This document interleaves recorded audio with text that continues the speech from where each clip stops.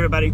I want to talk to y'all about three little dots that got connected in my head today about narcissistic arguing and fighting styles. So I'm studying another Joe Navarro book.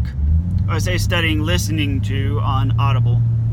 It is Joe Navarro's book, What Every Body Is Telling You, body being in like all caps. It's about body language and nonverbal cues,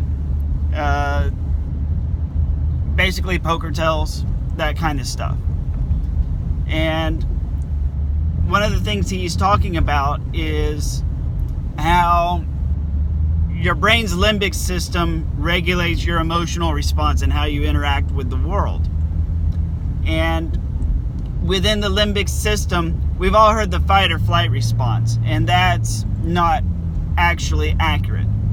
It's the freeze, flight, then fight response.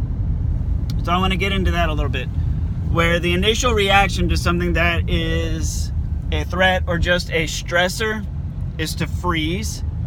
And it doesn't always look like somebody standing still, right? But you know, we've all done it. If you're walking out to your car and you make it halfway there and you like stop, smack yourself on the forehead, like, oh damn, I forgot to lock the door, right?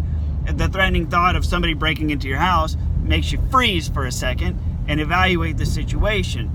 And so then that's freeze, and then it gives you time to evaluate the threat situation and come up with a response. So, and this comes from way back when in the caveman days, or monkey days, whatever you want to call it, when we're swinging from trees, all that good stuff. Big old saber-toothed cat comes cruising by.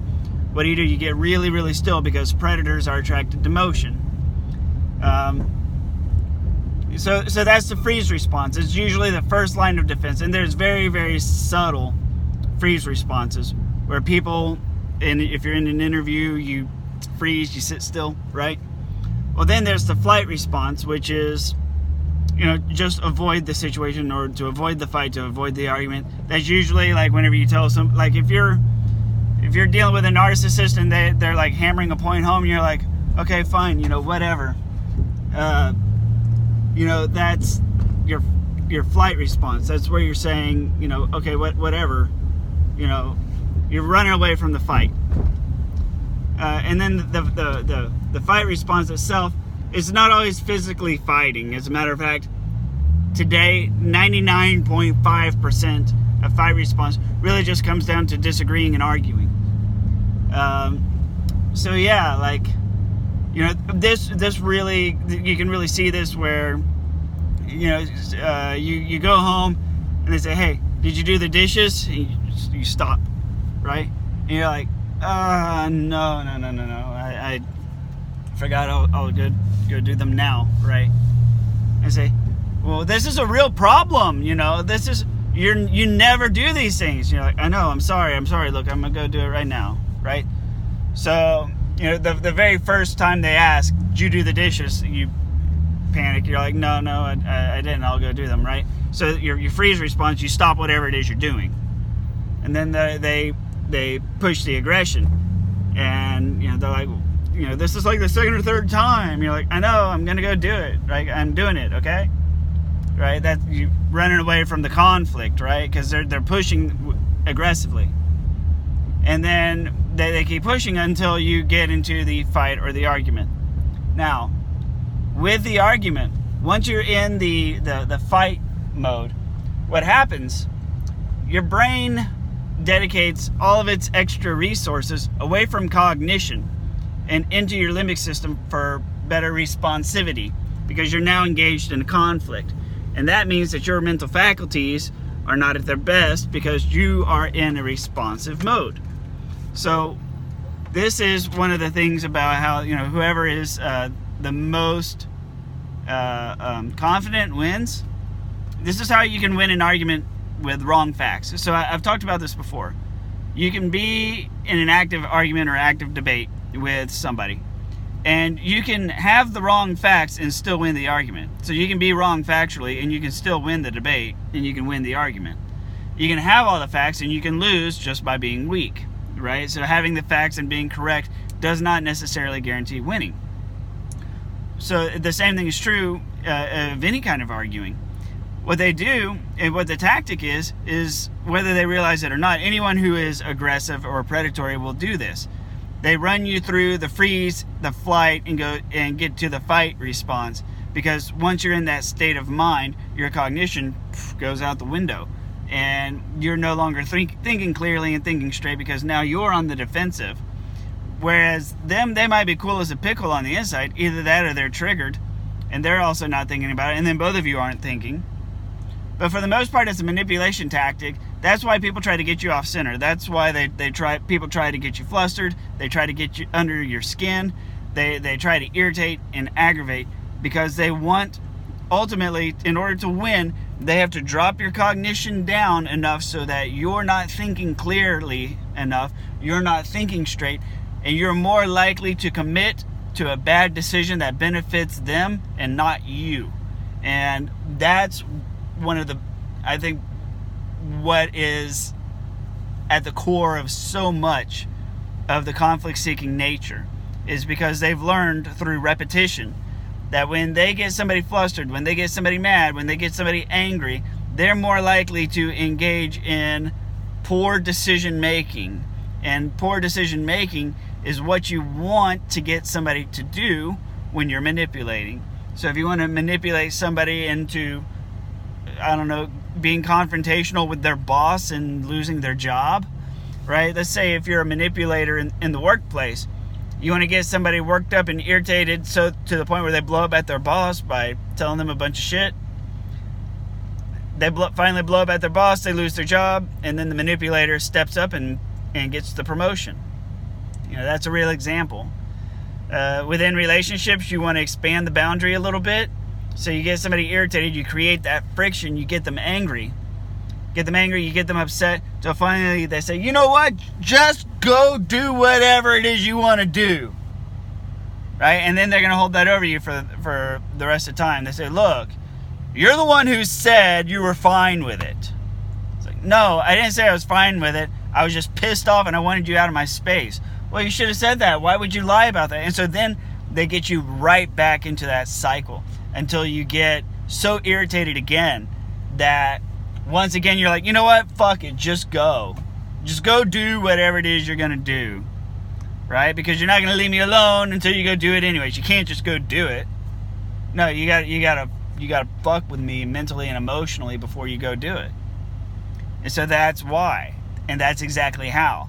They want to get you through that freeze stage. They want to get you through that flight stage where you're mostly agreeable and agreeing to do something to avoid the threat.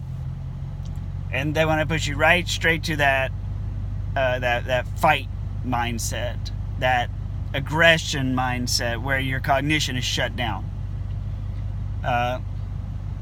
So how do you combat it? Well, like anything else, don't get pulled into a conflict. Don't get pulled into the fight. You know, let no be no. Did you do the dishes? No. You never do the dishes. Yeah, well, I had other priorities. Oh, so you mean you prioritize other stuff? Look, you know, view it however you want to view it. The dishes did not get done. See, you don't waver from the original subject, because what they're going to do is they're going to bob and weave, and like a crowbar, you know, they get into the crack and wiggle, and until the crack gets bigger, you know, like the old trick of opening a door with a screwdriver, jam, jiggle, jim, push, you know, jimmy it. That's what they do, right? They get you emotionally worked up back and forth, and they try to push, they try to change and bob around. So your natural reaction to that, if you're forced to even talk to them, okay, number one is just straight up ignore them and say you're stupid, you know. But obviously that doesn't really work out too well if it's a spouse. But, you know, you just say along the lines, no, I didn't do the dishes. And if they want to start looking for a fight or an argument, or if they're upset, say, look, if that's how you feel, I'm fine with it. If that's how you choose to feel, I'm fine with it. You want to act like that? I'm fine with it. Right? You cannot get off center. You have to be fine with their emotions. Right? Because they're going to get worked up. They're going to try to get you worked up. You just need to be fine with them being angry. You just say, well, if you're going to be upset, I'm fine with that too, I guess. Really? Really? You're fine with me being angry? I can't control your feelings, so I mean, sure. I haven't done the dishes. Doesn't mean I'm never going to do them. I'll probably get around to them later. Not right now. I'm doing other stuff I want to do. They keep finding it's like, well, if there's dishes in the sink, then there are dishes in the sink.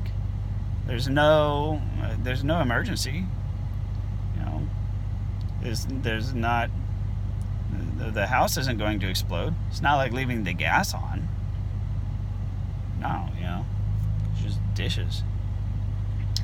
You have to stay in that impermeable mindset, the impenetrable peace. You have to understand that they're going to try to suck you into anger, and they're going to do everything that they got to do. But the one thing you got to remember above all else, their feelings are not your problem, their feelings are not your responsibility, and their feelings are out of your control anyways. And they try to trick you by saying statements like you knew I would be mad, or they say stuff like, you knew when you set out to do this that I would be angry. It was like, all right, you're making me upset. You are making me upset. You're making me angry. No, I'm not. That's all you. I'm not making you angry. I cannot control your feelings. I can't make you happy. Like, boom, be happy. No, I can influence you a little bit maybe. But that would predicate that I sit here and plan out ahead of time exactly how I'm going to control your feelings. And I don't really control your feelings. That's you. I'm not making you angry. You're failing to control your response, which is anger. I don't get to choose to tell you how to feel, and I don't control your response. You choose how to feel. You choose your response. I'm busy doing other shit.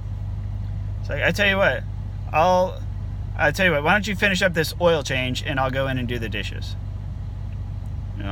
Whatever it is you're doing, whatever it is that they're bitching about, whatever it is you're doing, hand it off to them. Say, look, all right, fine, you know what? You finish the laundry and I'll go do the dishes.